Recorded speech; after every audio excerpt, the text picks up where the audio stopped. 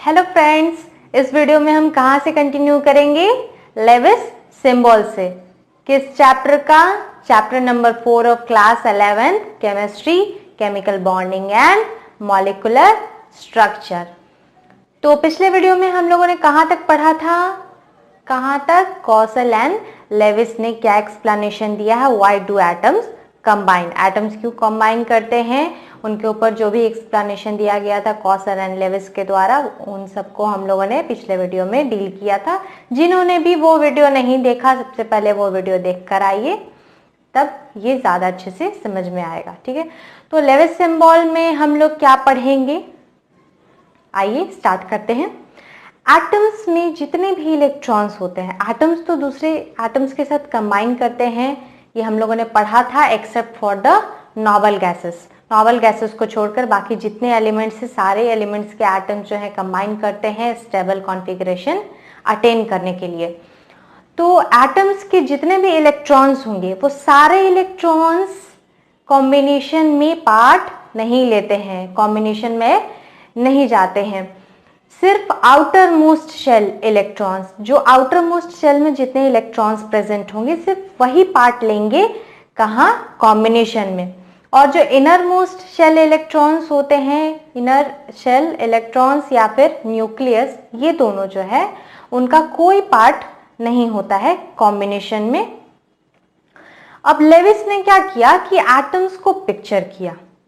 किन टर्म्स में? दो टर्म्स में एटम्स को पिक्चर किया। फर्स्ट जो टर्म था उनका, वो पॉजिटिवली चार्ज्ड कर्नल। अब कर्नल में क्या आ जाता है? Nucleus plus inner electrons. And second term क्या है उनका? And the outer shell electrons, या फिर बोल सकते हैं उसको वैलेंस शेल इलेक्ट्रॉन्स। ठीक है, तो इन दो टर्म्स में लेविस ने पिक्चर किया एटम्स को। अब ये जो वैलेंस शेल इलेक्ट्रॉन्स हैं, यही क्या करते हैं? कॉम्बिनेशन में पार्ट लेते हैं। यही इन्हीं का इलेक्ट्रॉन्स गेन या फिर लूज होता है और स्टेबल कॉन्फ़िगरेशन बनाने में हेल्प करता है और एनर्जी लूज या गेन करता है। ठीक है, तो सिर्फ आउटर मोस्ट शेल इलेक्ट्रॉन्स ही रिस्पॉन्सिबल होते हैं कॉम्बिनेशन के लिए।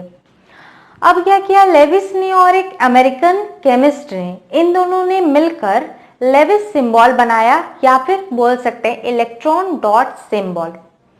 अब इस सिंबल में क्या होता है कि एलिमेंट का सिंबल होता है, जिसमें हम लोग डॉट या क्रॉस से वैलेंस शेल इलेक्ट्रॉन्स को रिप्रेजेंट करते हैं। तो इसमें सारा इलेक्ट्रॉन्स रिप्रेजेंट होता है except for the nucleus and the inner most electron. इन दोनों को छोड़कर बाकी सारा जो आउटर मोस्ट शेल का इलेक्ट्रॉन होगा, उन सारे को हम लोग डॉट से एलिमेंट के सिंबल के अराउंड रिप्रेजेंट करते हैं। यही है हमारा लेविस सिंबल। तो सबसे पहले लिख लेते हैं कि all electrons of an atom does not take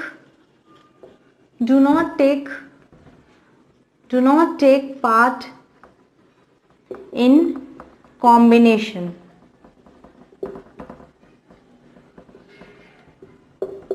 Only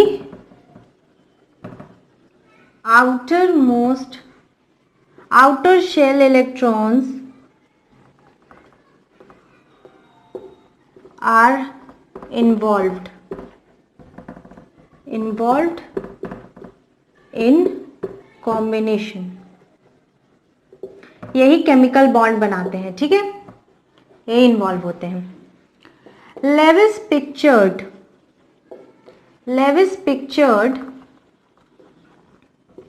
atom in terms of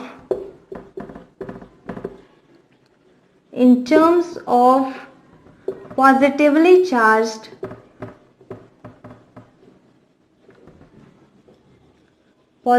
charged kernel, nucleus plus inner electrons and outer shell. ठीक है, तो outer shell जो that can accommodate 8 electrons. 8 electrons accommodate कर सकता है आउटर शेल। तो Levi's ने picture किया। अब देखते हैं हम क्या कि कैसे सिंबल को रिप्रेजेंट करते हैं। एलिमेंट के अराउंड कैसे हम डॉट्स को या क्रॉसेस को लगाकर लेविस सिंबल के जैसे हम लोग एलिमेंट्स को रिप्रेजेंट करते हैं। ठीक है, तो उसमें क्या हमारा वैलेंस शेल इलेक्ट्रॉन्स को डॉट से रिप्रेजेंट किया जाता है। यही है लेविस सिंबल या इलेक्ट्रॉन डॉट सिंबल। और क्या याद रखना है इसमें कि न्यूक्लियस और इनर इलेक्ट्रॉन्स उसमें इन्वॉल्व बिल्कुल भी नहीं होते हैं। एक एलिमेंट का टोटल चीज रिप्रेजेंट हो जाएगा उसके सिंबल से, लेकिन किसको छोड़कर? न्यूक्लियस और इनर इलेक्ट्रॉन्स को छोड़कर। ठीक है, तो जैसे कि लिख सकते हैं हम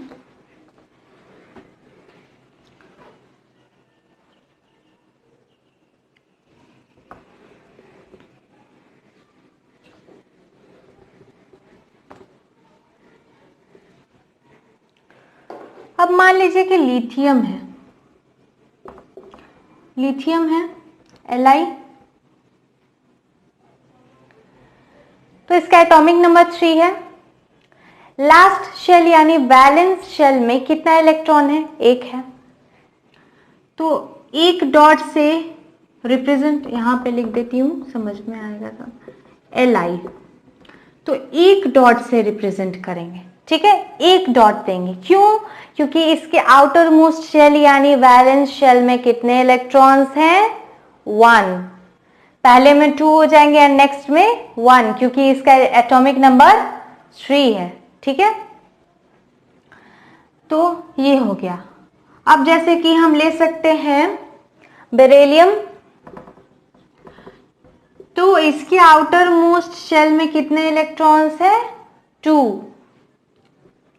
तो वैलेंस शेल में 2 इलेक्ट्रॉन्स है, इनको ऐसे हम शो कर सकते हैं।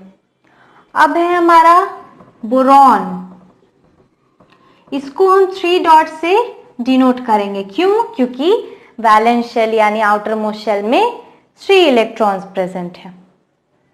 तो इसी तरीके से हम लेविस सिंबल्स और इलेक्ट्रॉन डॉट सिंबल रिप्रेजेंट करते हैं।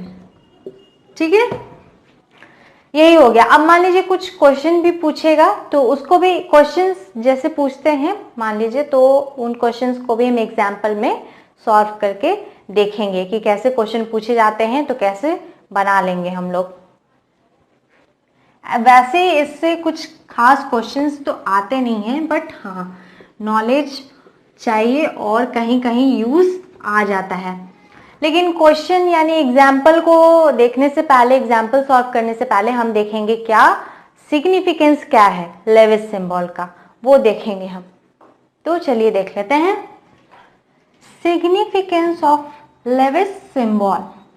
First, indicates the number of electrons in the outermost shell or valence shell. Valence shell और outermost shell में कितने इलेक्ट्रॉन्स है उसको इंडिकेट करता है। These help to predict the group valence of the element. For example, lithium has 1 electron in valence shell and it can involve this electron in chemical combination and therefore it is monovalent. एक electron है इसलिए monovalent है outermost shell में। और beryllium has 2 electrons for participating, 2 electrons participate कर सकता है outermost shell में, 2 electrons है इसलिए क्या हो जाएगा? डाइवैलेंट हो जाएगा। और कुछ एलिमेंट्स का कॉमन वैलेंस होता है, जैसे कि कॉमन वैलेंस जो होता है किसी एलिमेंट का, वो या तो उन डॉट्स के बराबर होगा जो उसके अराउंड, हम लोग किसी एलिमेंट्स के अराउंड जो लेविस सिंबल हम लोग इंडिकेट करते हैं, तो डॉट से इंडिकेट करते हैं किसी एलिमेंट के अराउंड, उसके सिंबल के आसपास, तो नंबर ऑफ डॉट्स के बराबर भी हो सकता है, या फिर कॉमन वैलेंस क्या होता है कि 8 माइनस नंबर ऑफ डॉट्स भी हो सकता है। जैसे अब ये हो गया कि इसका वैलेंस लिथियम का, बेरिलियम का, ये सब का हो गया कि इक्वल है, कॉमन वैलेंस किसके, डॉट्स के बराबर है। तो डॉट्स बेरिलियम का 2 है, कॉमन वैलेंस 2 है, और लिथियम का भी 1 डॉट है, तो 1 कॉमन वैलेंस है। लेकिन यही नाइट्रोजन, ऑक्सीजन, ये सब का देख लिया जाए तो नाइट्रोजन का 3 है, यानी 8 माइनस कितना, 5, 8 माइनस 5 हो गया 3 कॉमन वैलेंस हो गया नाइट्रोजन का। ऑक्सीजन का कितना हो गया 2, 8 माइनस 6, तो 6 डॉट से हम ऑक्सीजन को डिनोट करते हैं, ऐसे करते हैं 6 इलेक्ट्रॉन से, ठीक है। ऐसे ऑक्सीजन को हम लोग लेविस सिंबल से दिखाते हैं। तो इसका कॉमन वैलेंस क्या हो जाएगा, 8 माइनस 6, 2। और इसी तरीके से कॉमन वैलेंस हमारा निकलता है किसी एलिमेंट का। नाइट्रोजन का कितना हो जाता है, 5 होता है डॉट, तो 8 माइनस 5, ये कॉमन वैलेंस हो गया। देखिए 4 के बाद जब वैलेंस इलेक्ट्रॉन 4 तक जब रहेगा तो उतना ही डॉट्स, जितना डॉट्स रहेगा उतना ही उसका कॉमन वैलेंस होगा। लेकिन 4 के ऊपर जाएगा तो क्या हो जाएगा, 8 माइनस नंबर ऑफ डॉट्स। ठीक है, समझ में आ गया। तो ये था सिग्निफिकेंस। अब हम देखेंगे एग्जाम्पल, 1-2 एग्जाम्पल देख लेते हैं, उसके बाद और अच्छे से क्लियर हो जाएगा कि लेविस सिंबल कैसे लिख। अब ये दिया हुआ example, write Lewis dot symbols for following S and S2 minus, P and P3 minus. S यानी सल्फर, सल्फर का एटॉमिक नंबर 16, 286 इलेक्ट्रॉनिक कन्फिग्रेशन होता है, तो लास्ट शेल में कितना हो जाएगा, 6 इलेक्ट्रॉन्स। तो 6 इलेक्ट्रॉन्स होते हैं, तो इसको कैसे हम शो करते हैं, आंसर 1 ऐसे शो करते हैं। ठीक है, अब 2 माइनस यानी 2 इलेक्ट्रॉन गेन किया है, जहां भी माइनस साइन हो जाता है, नेगेटिव साइन लग जाता है, यानी वो इलेक्ट्रॉन गेन किया है, यानी 2 इलेक्ट्रॉन गेन हुआ है, तो एंड S 2 इलेक्ट्रॉन गेन हुआ है, तो एक यहां गेन हो गया, एक यहां गेन हो गया, और ये ऊपर नीचे वही है। अब सेकंड में फॉस्फोरस, तो फॉस्फोरस का एटॉमिक नंबर 15, तो क्या हो जाएगा 285, 5 electrons in the outer most shell, यानी फॉस्फोरस को कैसे दिखा सकते हैं, ऐसे। ठीक है, ये नॉर्मल कंडीशन में। अब P3 माइनस, 3 माइनस यानी 3 इलेक्ट्रॉन्स गेन कर रहा है, तो 3 इलेक्ट्रॉन्स गेन किया तो क्या करेंगे, एक यहां और एक यहां, ऐसे ही हम लेविस सिंबल डिनोट करते हैं। तो ये था हमारा एग्जाम्पल भी हम लोगों ने देख लिया, समझ में आ गया होगा। कॉमन वैलेंस भी समझ में आ गया होगा। क्या था, अगर लास्ट शेल में 4 इलेक्ट्रॉन्स है, 4 इलेक्ट्रॉन्स तक जितना डॉट से हम लोग सिंबल को दिखा रहे हैं उतना ही डॉट्स के बराबर कॉमन वैलेंस होगा। लेकिन 4 से जैसे ही बढ़ेगा आउटर मोस्ट शेल में इलेक्ट्रॉन्स, तो वैसे ही क्या हो जाएगा, 8 माइनस डॉट्स कर देंगे कॉमन वैलेंस निकालने के लिए। समझ में आ गया होगा, एग्जाम्पल समझ में आ गया, सिग्निफिकेंस हम लोगों ने देख लिया, लेविस सिंबल कैसे निकाला जाता है, क्यों, कर्नल क्या होता है, सब कुछ हम लोगों ने डील कर लिया। तो इस वीडियो के लिए इतना ही। नेक्स्ट वीडियो में हम पढ़ेंगे octet rule and modes of chemical combination. तो बहुत ही इंटरेस्टिंग तरीके से हम लोग इस चैप्टर को फिनिश करेंगे। अगर आप लोगों ने सब्सक्राइब नहीं किया है तो प्लीज़ सब्सक्राइब ज़रूर कर लें, और अच्छी लगे ये चैप्टर वीडियो तो प्लीज़ लाइक बटन ज़रूर प्रेस करें और सब्सक्राइब ज़रूर कर दीजिएगा, ताकि आप लोगों को नोटिफिकेशंस मिल जाए अपकमिंग वीडियोस का और आप लोग अच्छी तरीके से पढ़ पाएँ। ये कंफर्म मैं बता सकती हूँ कि जितना मैं वीडियो में दे रही हूँ, जितने अच्छे से मैं बेसिक्स बता रही हूँ, समझा रही हूँ, उतना आप लोगों को कहीं नहीं मिलेगा। ठीक है, इसलिए पढ़ते रहिए आराम से, एकदम रिलैक्स होकर, माइंड फ्री करके। चलिए अलविदा।